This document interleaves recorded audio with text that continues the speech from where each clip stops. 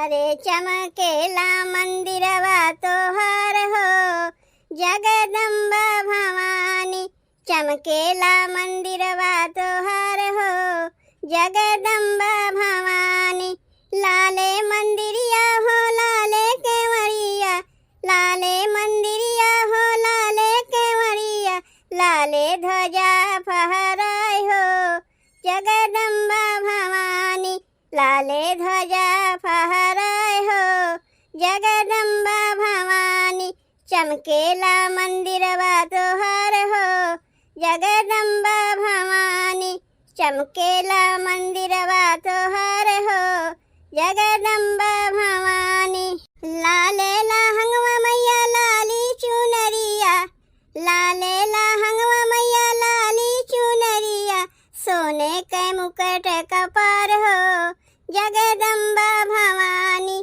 सोने के मुकुट कपार हो जगदम्बा भवानी। चमकेला मंदिरवा तोहर हो जगदम्बा भवानी। चमकेला मंदिरवा तोहर हो जगदम्बा भवानी। बड़ा निक लगे तोहर सरवा सवरिया, बड़ा निक लगे तोहर सरवा सवरिया, हथवा में सोहे तलवार हो जगदम्बा भवानी। हथवा में सोहे तलवार हो जगदम्बा भवानी। चमकेला मंदिरवा तोहर हो जगदम्बा भवानी। चमकेला मंदिरवा तोहर हो जगदम्बा भवानी। केई चढ़ावे मैया पान सुपारी, केई चढ़ावे मैया पान सुपारी, केई पहिरावे गले हार हो जगदम्बा भवानी। केई पहिरावे गले हार हो जगदम्बा भवानी।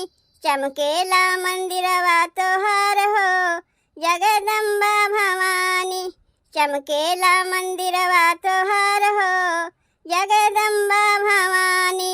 भगता चढ़ावे मैया पान सुपारी, भगता चढ़ावे मैया पान सुपारी, मालिन पहिरावे गले हार हो जगदम्बा भवानी।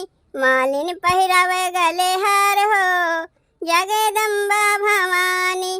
चमकेला मंदिरवा तोहर हो जगदम्बा भवानी। चमकेला मंदिरवा तोहर हो जगदम्बा भवानी।